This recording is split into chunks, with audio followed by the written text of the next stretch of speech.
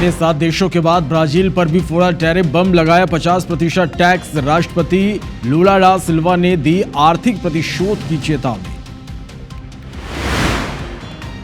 PM Modi को Namibia ने भी दिया सर्वोच्च नागरिक सम्मान, राष्ट्रपति ने पुरस्कार से नवाजा। अब तक का 27वां international award. CM Vishnu Desai का रायगढ़ दौरा आज, गुरु पूर्णिमा के अवसर पर आयोजित कार्यक्रम में होंगे शामिल। आज उज्जैन जाएंगे सीएम डॉक्टर मोहन यादव, गुरुजनों का सम्मान और साइकिल वितरण कार्यक्रम में होंगे शामिल। छतरपुर में सेक्स रैकेट की शिकायत करने पर पथराव, पुलिस के सामने छत से महिला ने लोगों पर बरसाए पत्थर, एक महिला को आई चोट।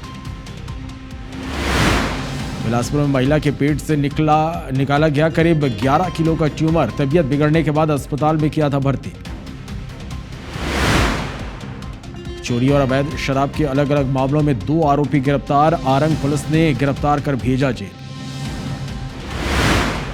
दमोह में कई जगह बढ़े बाढ़ जैसे हालात, झांझली नदी और पीला नाला का बढ़ा जलस्तर, गांव में 150 से ज्यादा लोग फंसे। मध्य प्रदेश में आज 35 जिलों में अति भारी बारिश का अलर्ट, प्रदेश में अब तक 14 इंच हुई बारिश, भारी बारिश से लबालब हुए डैम। सावन में एमपी के लोगों के लिए बड़ी खुशखबरी, आज से भोपाल उज्जैन के बीच चलेगी स्पेशल ट्रेन, लाखों श्रद्धालुओं को मिलेगा फायदा।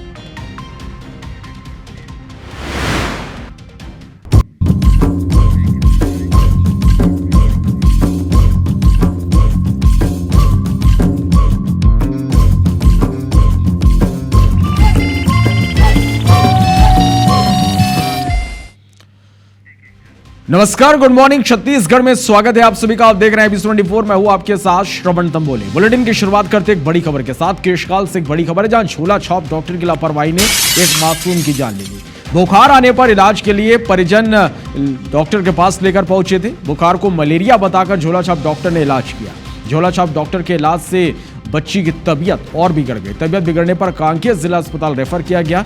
अस्पताल पहुंचने पर डॉक्टर ने बच्चे को मृत घोषित कर दिया। जिला पंचायत सदस्य ने कार्रवाई की मांग किया। केशकाल के धनोरा का ये पूरा मामला है। तो केशकाल से ये बड़ी खबर आप तक पहुंचा है और इस खबर पर ज्यादा जानकारी के साथ हमारे सहयोगी प्रकाश इस वक्त हमारे साथ लाइव जुड़ गए हैं। प्रकाश, झोला छाप डॉक्टर की लापरवाही ने एक और मासूम की जान ले ली। ये कोई पहला मामला नहीं है, इससे पहले भी झोला छाप डॉक्टरों की लापरवाही की वजह से कई लोगों की जान जा चुकी है। ऐसे में कड़ी कार्रवाई की इन पर जरूरत है। किस तरह से ये पूरा मामला सामने आया? जी, आपको बताना चाहूंगा, जिस प्रकार से धनौरा क्षेत्र है वहां ग्रामीण क्षेत्र है और भोले भाले आदिवासी लोग निवासरत है।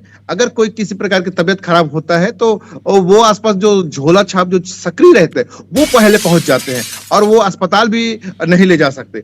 उसी प्रकार ये करार मेटा का मामला है, जो 6.5 साल का बच्चा पार्थिव बंडा भी, जिसका शनिवार को तबियत खराब होता है तो उसके पिताजी वो जो वहां पे प्राथमिक स्वास्थ्य केंद्र है, उप स्वास्थ्य केंद्र है, जहां पर एक प्राथमिक उपचार करते हैं, जहां पर कुछ दवाइयां दिए जाते हैं, उसके बाद वो घर ले जाता है। हल्का से और तेज बुखार होने के चलते रविवार के दिन वो झोला छाप डॉक्टर को दिखाते हैं, जिन्होंने कहा कि बच्चे को मलेरिया हुआ है। तब वो झोला छाप डॉक्टर के द्वारा हाई डोज दवाई दिया जाता है। तो देखते ही देखते बच्चे का तबियत अधिक बिगड़ जाता है और जिसके चलते झोला छाप डॉक्टर भय के कारण उस बच्चे को जिला अस्पताल भेजने की बात करता है और सीधा उसको कांकेर भेजा जाता है, जहां पर डॉक्टरों के द्वारा मृत घोषित किया जाता है। इससे साफ जाहिर होता है कि झोला छाप डॉक्टरों की लापरवाही के चलते ही इस प्रकार जो मासूम पार्थिव मंडावी का मौत हो जाता है, जिसके चलते परिजन पूरे सदमे में आ जाता है। साथ ही अब तक परिजन थाना में या किसी प्रकार की शिकायत तो नहीं की है, लेकिन हमारे IBC24 को जैसी ही जानकारी मिला उन्होंने तहकीकात करना चाहा और जो स्थानीय बीएमओ है उनसे भी चर्चा करना चाहा। उन्होंने भी स्पष्ट कहा कि उस क्षेत्र में लगातार झोला छाप डॉक्टर लोग सक्रिय हो, पहले भी उनके ऊपर कार्रवाई किया गया और पहले भी इस प्रकार के 1-2 घटना हो चुके हैं, लेकिन शासन प्रशासन गंभीरता नहीं होने के चलते ऐसे झोला छाप डॉक्टर सक्रिय हो रहे और मासूम जो आदिवासी भोले भाले बच्चे हैं जिसके तबियत खराब होता है या कोई भी लोग होते हैं तबियत खराब होता है, उनको कोई भी इलाज करके उसकी मौत हो जाती है और वो जो छुप जाता है, जिसके कारण शासन प्रशासन के पास नहीं पहुंच पाता। IBC 24 के पास पहली बार यह मामला पहुंचा है। उस क्षेत्र में जो सक्रिय झोला छाप डॉक्टर है उनके पर कड़ी कार्रवाई करने के लिए जिला पंचायत जो सदस्य है कपिल नाग ने निश्चित रूप से कहा है कि प्रकाश, उनके ऐसे पर में कड़ी कार्रवाई अब इस तरह के जो झोला छाप डॉक्टर जो लगातार सक्रिय हो रहे हैं, भोले भले ग्रामीणों को अपना शिकार बना रहे हैं, उनकी जान तक चली जा रही है, ऐसे में एक कड़ी कार्रवाई की जरूरत है। बहुत शुक्रिया आपका हमारे साथ जुड़ने के लिए, तमाम जानकारी के लिए। बढ़ते आगे, अमरकंटक एक्सप्रेस में महिला को नशा देकर चोरी का मामला सामने आया। आरपीएफ ने शातिर चोर को गिरफ्तार कर लिया। शहडोल से चोर को गिरफ्तार किया गया। आरोपी के कब्जे से चोरी किए गए गहने बरामद किए गए। उत्तर प्रदेश के गाजियाबाद का आरोपी रहने वाला है। तो यह बड़ी खबर आप तक पहुंचा रहा है जितेंद्र, हमारे संवाददाता फोन लाइन पर जुड़े हैं। जितेंद्र, अमरकंटक एक्सप्रेस में महिला को नशा देकर चोरी करने का मामला सामने, हालांकि शातिर चोर को गिरफ्तार कर लिया। किस तरह से इस चोर ने इस पूरी वारदात को अंजाम दिया था और कैसे गिरफ्तारी हुई? देखिए, बीते 4 जुलाई को भोपाल से उस्लापुर तक एक महिला यात्री है जो सफर कर रही थी और इसी दौरान उसका जो गहने से भरा बैग था वो पार हो गया था। पुलिस इसकी तस्दीक कर रही थी। इस दौरान कुछ पुराने आदतन जो अपराधी है उनकी तस्वीर यहाँ पर पीड़िता के साथ साझा की गई थी, जिसमें इस आरोपी की पहचान यहाँ पर हुई है, जो कि उत्तर प्रदेश के गाजियाबाद का रहने वाला है। बताया जा रहा है कि इस व्यक्ति को अमरकंटक एक्सप्रेस से ही पकड़ा गया है। शहडोल में एम्बुस लगाकर स्टेशन से इसकी गिरफ्तारी की गई है। चूंकि मामला यहाँ पर दर्ज था, लिहाजा यहाँ पर आरपीएफ पुलिस ने कार्रवाई करते हुए जो फाइल है वो शहडोल जीआरपी को भेज दिया है। शहडोल जीआरपी इस पे आगे कार्रवाई कर रही है। लेकिन ये भी जानकारी सामने है कि जो आरोपी है ये आदतन अपराधी है, लगातार ट्रेनों में इस तरह की जहर खुरानी करके वो चोरी की वारदात को अंजाम देता रहा है। इस मामले में जरूर यहाँ पर आरपीएफ की टीम को सफलता मिली है और जो चोरी का गहना है वो भी इससे बरामद किया गया है। इसके साथ ही कुछ टेबलेट्स इससे बरामद हुए हैं जो कि जहर खुरानी के लिए इस्तेमाल करता था, लोगों को नशे में वो पिलाकर यहाँ पर ये वारदात को अंजाम देता था। तो आगे की कार्रवाई जो है यहाँ पर जीआरपी पुलिस अब कर रही है। चलिए, बहुत शुक्रिया आपका जितेंद्र, हमारे साथ जुड़ने के लिए, इस तमाम जानकारी के लिए।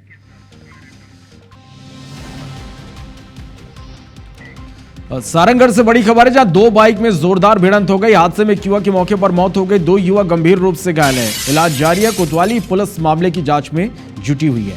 तो बड़ी खबर है सारंगढ़ से, जहां 2 बाइक में जोरदार भिड़ंत हो गई। हादसे में एक युवक की मौके पर मौत हो गई है। 2 युवक गंभीर रूप से घायल है। इलाज जारी है। कोतवाली पुलिस मामले की जांच में जुटी हुई है। बढ़ते आगे और बात मौसम की करते हैं। मौसम विभाग ने छत्तीसगढ़ में भारी बारिश की चेतावनी जारी की है। कुछ तस्वीरें आप लोगों को हम दिखा रहे हैं। रायपुर की जीवनदायिनी खारून नदी का जलस्तर बढ़ गया है। खारून नदी का नजारा देखने के लिए लोग यहां पर पहुंच रहे हैं। महादेव घाट जो खारून नदी के पास होने की वजह से इन दिनों आकर्षण का केंद्र बना हुआ है। रायपुर में लगातार हो रही बारिश से शहर के ददल सिवनी क्षेत्र में मौजूद रपटा भी इस पर जलभराव हो गया है। स्थानीय लोगों ने बताया कि अगस्त माह के आते आते यहां हालत बद से बदतर हो जाते हैं। इधर दंतेवाड़ा के बारसूर थाना क्षेत्र में इंद्रावती नदी की एक सहायक धारा में बड़ा हादसा हुआ। बाजार से लौट रहे ग्रामीणों की नाव अचानक पलट गई। हादसे में एक युवक लापता हो गया, जिसका रेस्क्यू जारी है। इधर बलरामपुर जिले के शंकरगढ़ थाना क्षेत्र के खैराडीह में नदी पार करते हुए एक बुजुर्ग पानी के तेज बहाव में बह गया। घंटों बाद भी बुजुर्ग का कोई पता नहीं चल सका। इधर भिलाई के सुपेला कोसा नाला सहित टाउनशिप में घरों के अंदर पानी भर गया। वहीं कोसा नाला में पानी ओवरफ्लो हो गया, जिसकी वजह से आसपास की बस्ती और वार्डों में कमर तक पानी पहुंच गया। इधर मोहला मानपुर में मोंगरा बैराज के जलस्तर तेजी से बढ़ने से हालात बद से बदतर हो गए हैं। प्रशासन अलर्ट मोड पर है और लोगों से सतर्क रहने की अपील की गई है। वहीं बालोद जिला के ग्राम बोरी भोंगरी मुख्य मार्ग में ग्रामीण बोरी के पास स्थित नाला लगातार इन दिनों हाई बारिश के कारण परेशानी का सबब ग्रामीणों के लिए बन गया। बारिश से दुर्ग शहर का हाल बेहाल है। आवासीय क्षेत्र में भी पानी भरने से लोगों को काफी समस्याओं का सामना करना पड़ रहा। शिवनाथ नदी के महमरा एनीकट पर पानी करीब 8 फीट ऊंचा चल रहा है। मोगरा बैराज से कल तक 60,000 क्यूसेक पानी छोड़ा गया। आज 12,000 क्यूसेक पानी छोड़ा गया। मनेन्द्रगढ़ में हसदेव नदी पर बना अमृत धारा जलप्रपात इन दिनों पर्यटकों के लिए एक आकर्षण का केंद्र बना हुआ है। यह जलप्रपात NH 43 से 8 किलोमीटर अंदर लाई गांव में स्थित है और इसकी ऊंचाई करीब 90 फीट है, जिसे देखने के लिए बड़ी संख्या में पर्यटक पहुंच रहे हैं। यहां भगवान शिव का एक प्राचीन मंदिर भी है। श्रद्धालुओं और पर्यटकों दोनों यहां पर बड़ी संख्या में पहुंचते हैं। मौके का जायजा लिया हमारे संवाददाता सतीश गुप्ता ने। छत्तीसगढ़ के प्रमुख पर्यटक स्थलों में से एक है अमृत धारा। अमृत धारा का जो जलप्रपात है ये हसदेव नदी पर बना हुआ है जो करीब 100 फीट की ऊंचाई से गिरता है। आप देखिए ये अमृतधारा जलप्रपात का नज़ारा है। खासकर बारिश के मौसम में यह अपनी ओर पर्यटकों को आकर्षित करता है। पर्यटक इसका मनोरम दृश्य देखने यहाँ पहुँचते हैं और इसकी जो जलधारा है इसको देख करके आनंदित होते हैं। खासकर अभी जो सोनहत के मेंढरा से निकली है यह लाई इलाके में आकर जलप्रपात का निर्माण करती है और खासकर बारिश के मौसम में यहाँ जो पर्यटक हैं ये बड़ी संख्या में पहुँचते हैं और अमृतधारा जलप्रपात की जो छटा है उसको देखने के लिए परिवार सहित आते हैं। आप देख सकते हैं किस तरह से ये 100 फीट की ऊंचाई की ये झरना गिरता है। हालांकि ये जो सुरक्षा के जो इंतजाम है आप देखेंगे ये जो पूरी रेलिंग है ये पूरी रेलिंग टूटी हुई है। ऐसे में कई घटनाएं भी इस जलप्रपात में हो चुकी हैं, लेकिन रेलिंग को ठीक करने की दिशा में प्रशासन का ध्यान अभी तक नहीं गया है। और मैं बता दूं अमृतधारा जलप्रपात जो छत्तीसगढ़ के प्रमुख पर्यटक स्थलों में से एक है। बारिश के मौसम में खासकर यहाँ पर बड़ी संख्या में पर्यटक पहुँचते हैं और अमृतधारा जलप्रपात की छटा को देखते हैं। सतीश गुप्ता, IBC 24, अमृतधारा। अपनी कुदरती खूबसूरती के लिए जाना जाता है। खासकर बारिश के मौसम में देश विदेश से पर्यटक यहाँ के मनमोहक झरनों को देखने पहुंचते हैं। बस्तर का चित्रकूट और तीरथगढ़ झरना इन दिनों शबाब पर है। देखिए शानदार तस्वीर।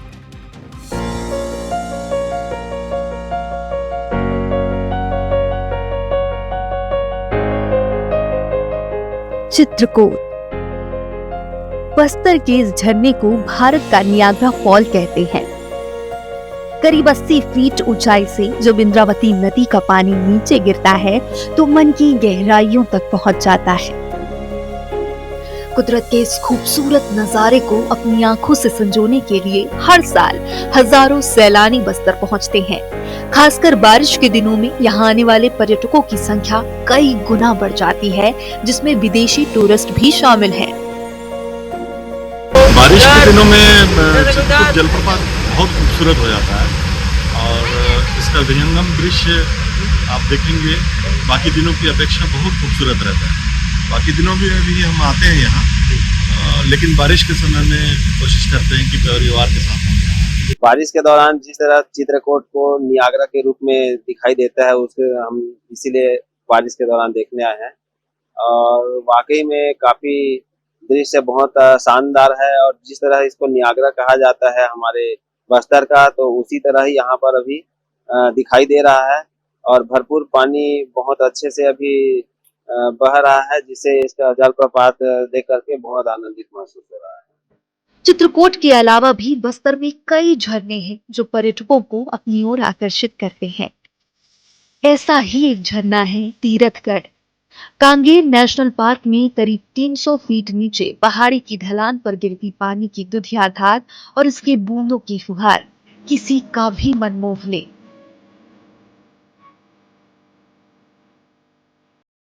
बस्तर की ये खूबसूरती देख मन यही ठहर जाने को करता है। नरेश मिश्रा, IBC 24, जगदलपुर।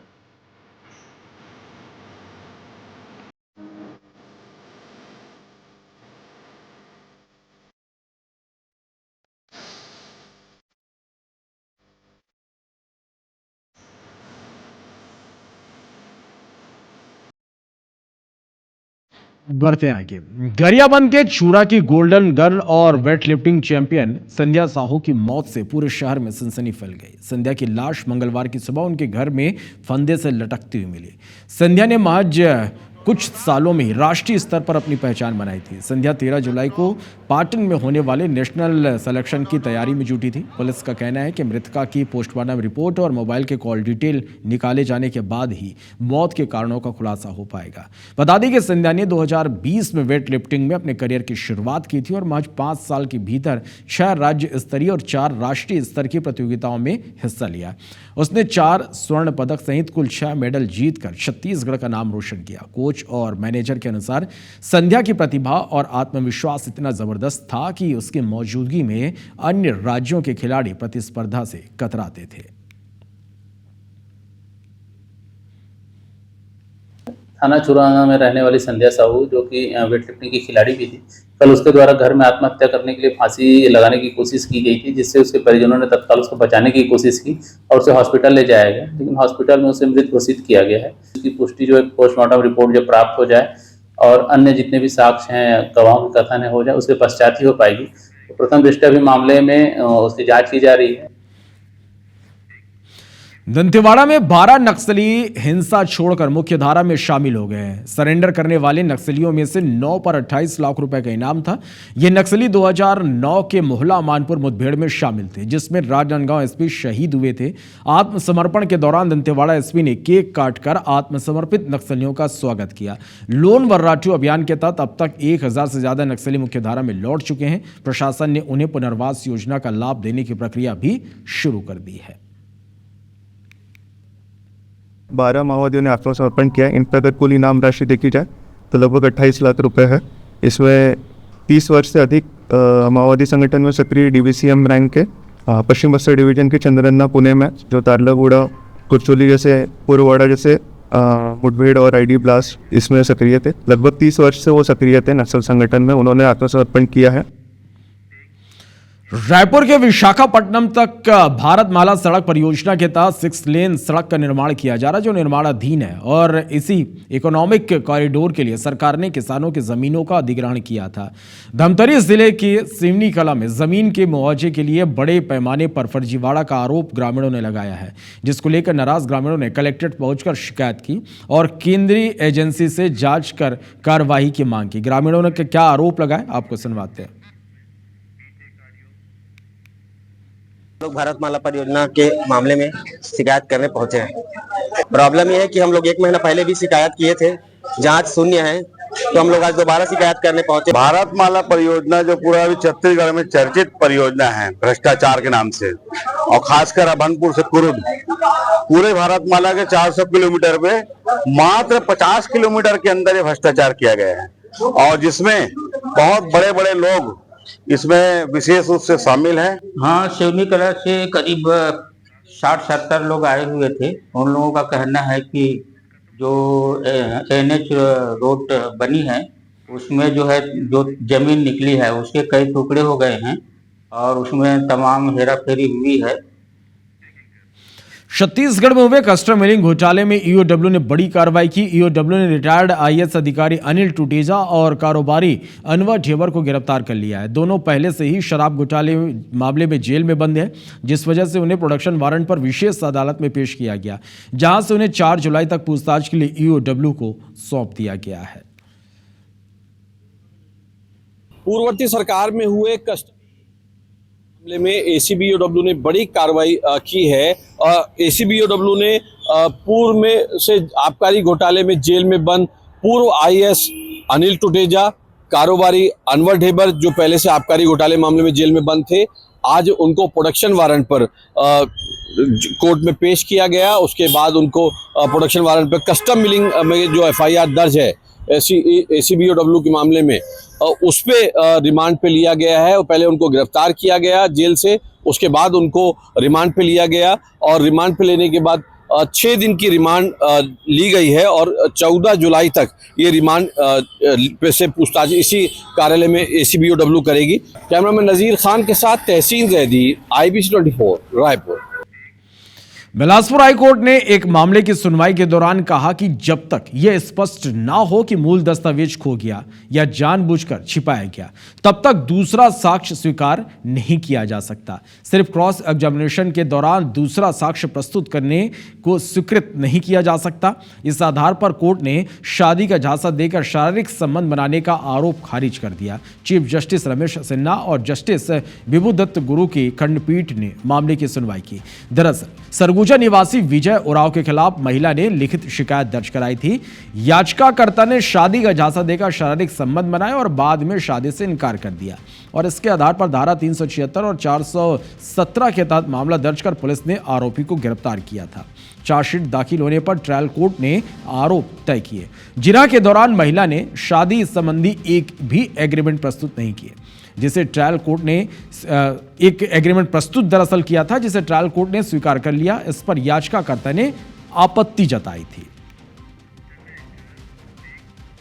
वन्य जीव अपराध अन्वेषण और प्रोसिक्यूशन को लेकर रायपुर में 2 दिवसीय प्रशिक्षण का आयोजन किया गया। कार्यक्रम में वन्य अमले के साथ साथ पुलिस अधिकारियों और वन्य जीवों के लिए काम करने वाले एनजीओ के प्रतिनिधियों को भी शामिल किया गया, ताकि वन्य जीवों के प्रति होने वाले अपराध को रोकने की दिशा में प्रभावकारी सिस्टम डेवलप किया जा सके।